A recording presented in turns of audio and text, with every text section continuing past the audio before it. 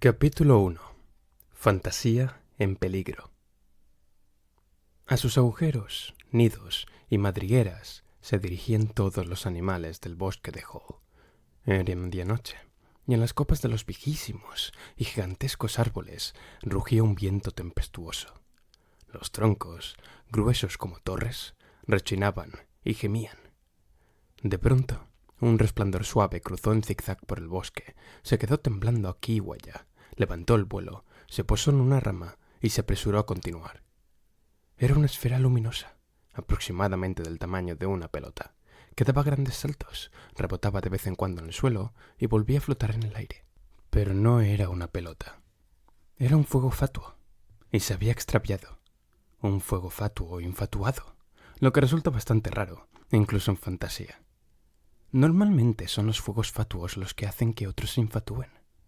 En el interior del redondo resplandor se veía una figura pequeña y muy viva, que saltaba y corría a más no poder. No era un hombrecito, ni una mujercita, porque esas diferencias no existen entre los fuegos fatuos. Llevaba en la mano derecha una diminuta bandera blanca, que tremolaba a sus espaldas. Se trataba, pues, de un mensajero o de un parlamentario. No había peligro de que, en sus grandes saltos aéreos en la oscuridad, se diera contra el tronco de algún árbol, porque los fuegos fatuos son increíblemente ágiles y ligeros y pueden cambiar de dirección en mitad de un salto.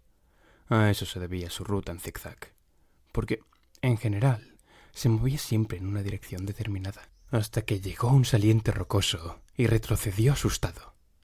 Cadeando como un perrito, se sentó en la oquedad de un árbol y reflexionó un rato, antes de atreverse a asomar de nuevo y mirar con precaución al otro lado de la roca. Ante él se extendía un claro del bosque y allí, a la luz de una hoguera, había tres personajes de clase y tamaño muy distintos. Un gigante, que parecía hecho de piedra gris y que tenía casi 10 pies de largo, estaba echado sobre el vientre. Apoyaba en los codos la parte superior de su cuerpo y miraba a la hoguera. En su rostro de piedra erosionada, que resultaba extrañamente pequeño sobre sus hombros poderosos, la dentadura sobresalía como una hilera de cinceles de acero. El fuego fatuo se dio cuenta de que el gigante pertenecía a la especie de los comerrocas. Eran seres que vivían inconcebiblemente lejos del bosque de Hall, en una montaña. Pero no solo vivían en esa montaña, sino también de ella, porque se la iban comiendo poco a poco. Se alimentaban de rocas. Afortunadamente, eran muy frugales y un solo bocado de ese alimento, para ellos sumamente nutritivo, les bastaba para semanas y meses. Además, no había muchos comerrocas y, por otra parte, la montaña era muy grande. Pero como aquellos seres vivían allí desde hacía mucho tiempo, eran mucho más viejos que la mayoría de las criaturas de fantasía. La montaña, con el paso de los años, había adquirido un aspecto muy raro.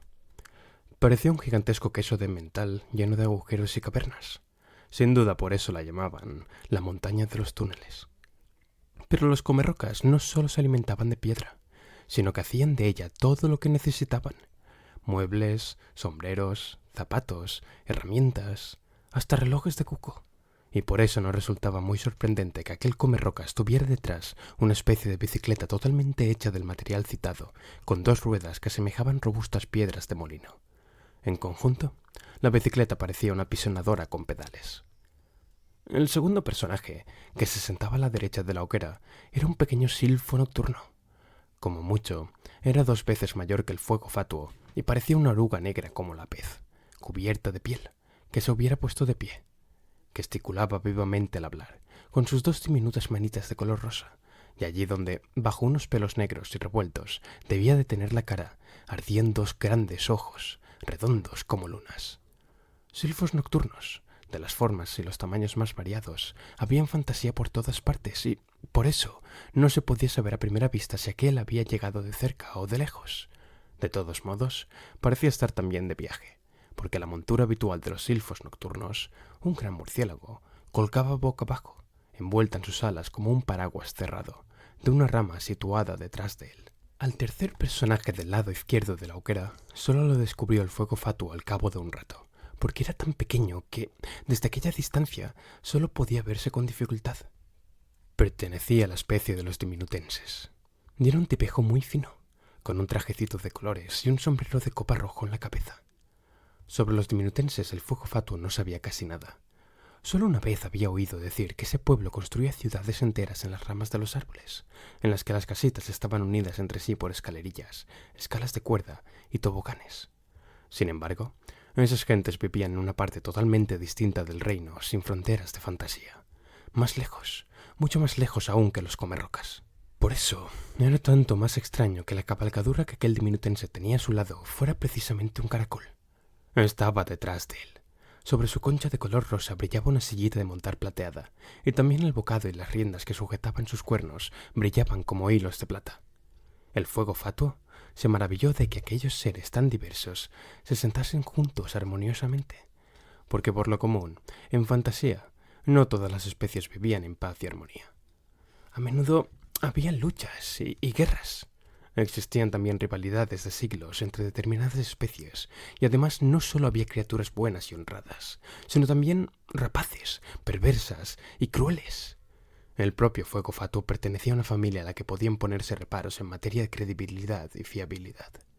Solo después de haber contemplado un rato la escena, se dio cuenta el fuego fatuo de que los tres personajes llevaban una banderita blanca o una banda también blanca cruzada en el pecho.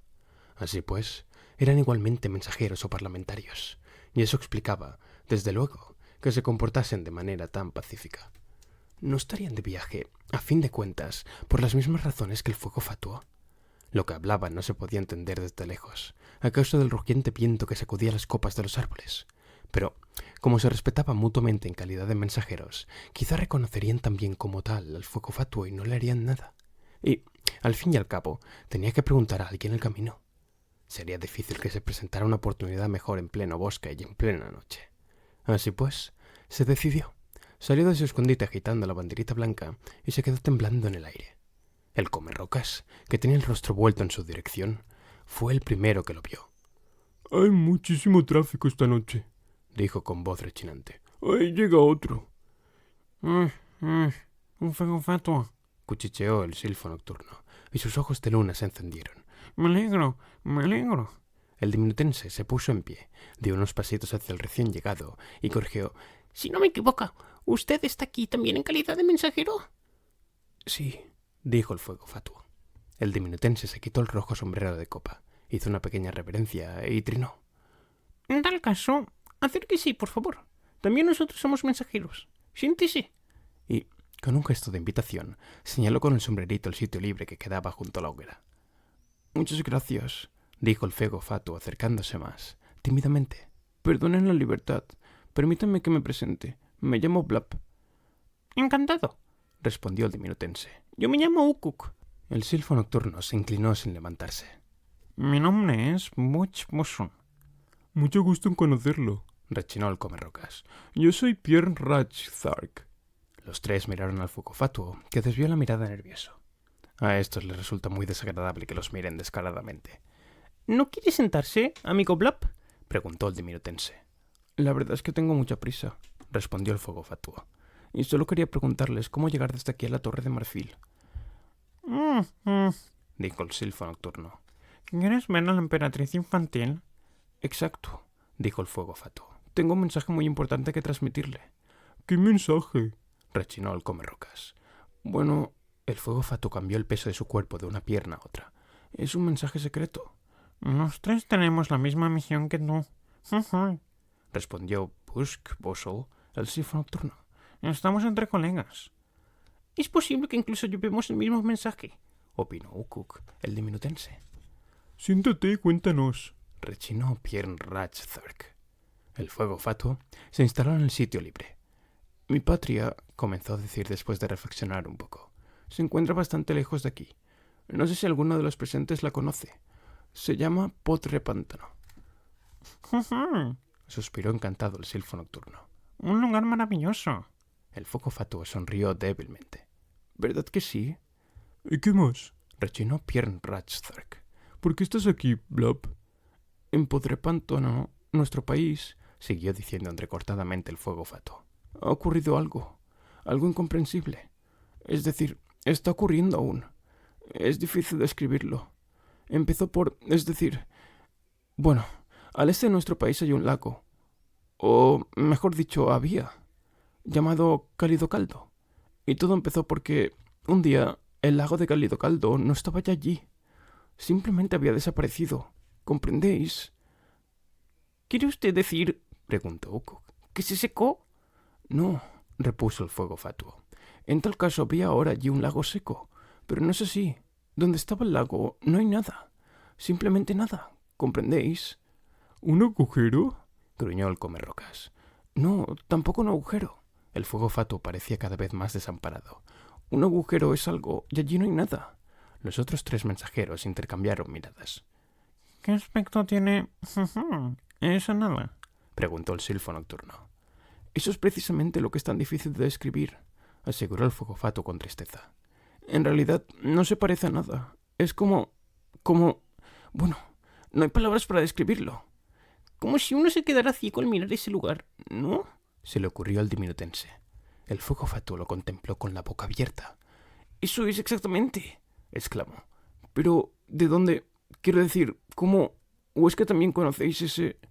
Un momento, rechinó el comerrocas interviniendo.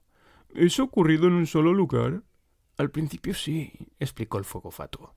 Es decir, el lugar se hizo cada vez mayor. Cada vez faltaba algo más en la región. El supersapo Sumpf, que vivía con su pueblo en el lago de Cálido Caldo, desapareció de repente. Otros habitantes comenzaron a huir, pero poco a poco empezó también en otros lugares de Podre Pántano.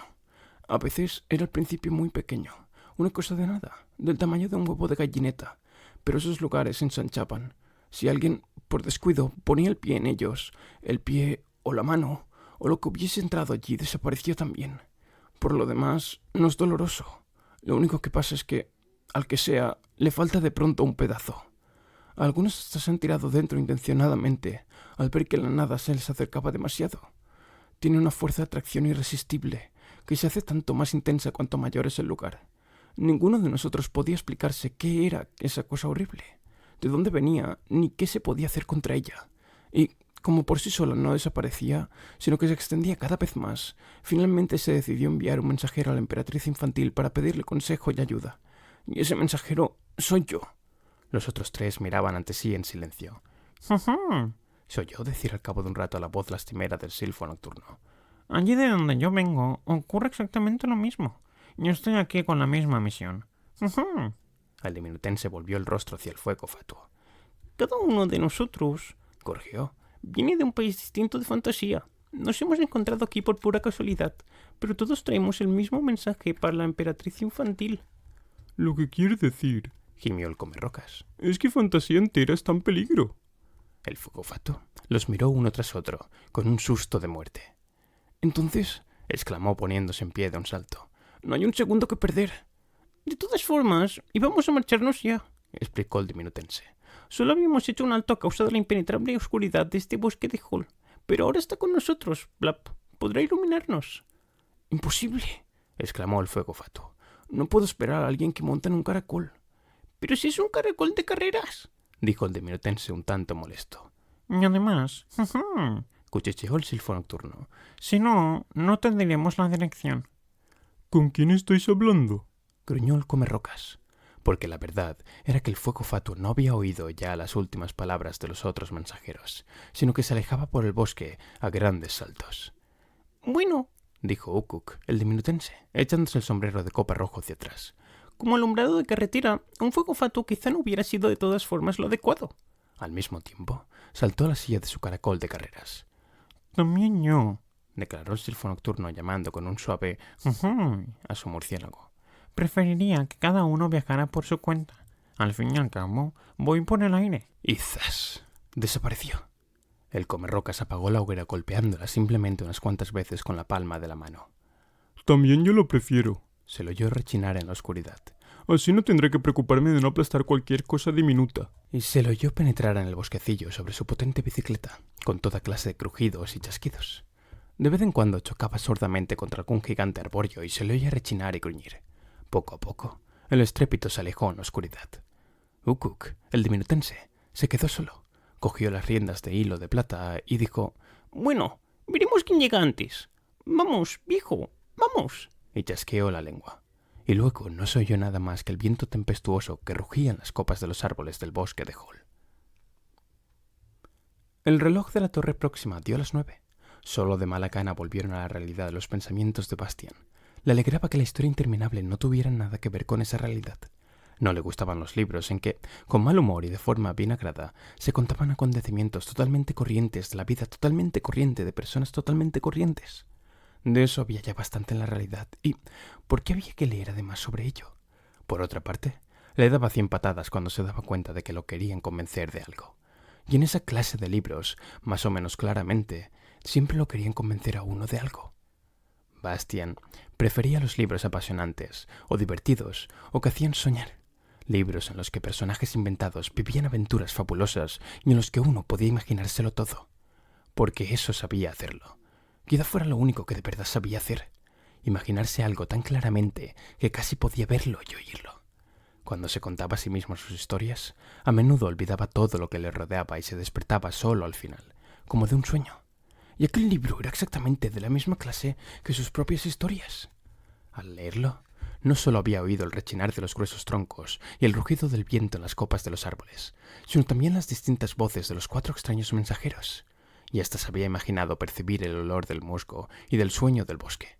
Abajo, en la clase, comenzaría pronto la hora de ciencias, que consistía sobre todo en contar pistilos y estambres a las flores. Bastian se alegró de estar en su escondite y poder leer. Era exactamente el libro apropiado para él, pensó, exactamente el apropiado. Una semana más tarde, Busk Puzzle, el pequeño silfo nocturno, llegó a la meta el primero. O, más bien, estaba convencido de ser el primero, porque había llegado por los aires. Era la hora de la puesta de sol, y las nubes del cielo de la tarde parecían de oro líquido, cuando se dio cuenta de que su murciélago se cernía ya sobre el laberinto. Ese era el nombre de una gran llanura que se extendía de horizonte a horizonte, y que no era otra cosa que un jardín inmenso, lleno de perfumes turbadores y colores de sueño. Entre arbustos, setos, prados y macizos con las flores más extrañas y extraordinarias, discurrían anchos caminos y estrechas veredas de forma tan artística y complicada que el jardín entero formaba un laberinto de increíble extensión. Naturalmente, aquel laberinto solo se había construido para jugar y divertirse, y no para poner seriamente en peligro a nadie ni para defenderse contra ningún atacante. Para ello no hubiera servido, y tampoco la emperatriz infantil necesitaba esa protección.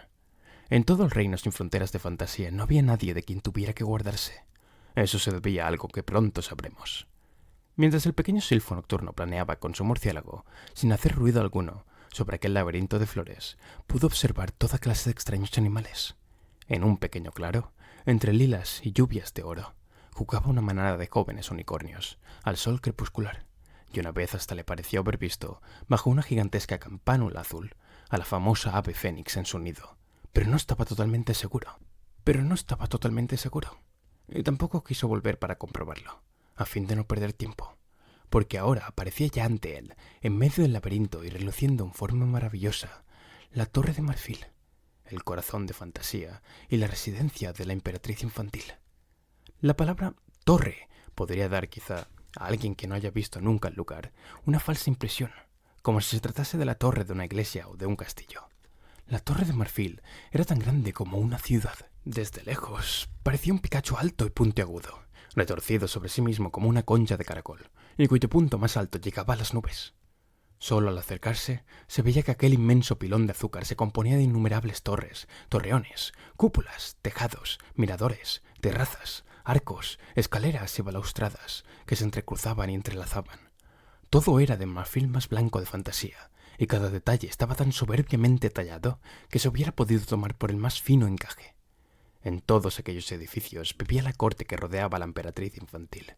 Tesoreros y sirvientas, sabios y astrólogos, magos y bufones, mensajeros, cocineros y acróbatas, funámbulas y narradores de historias, heraldos, jardineros, guardianes, sastres, zapateros y alquimistas.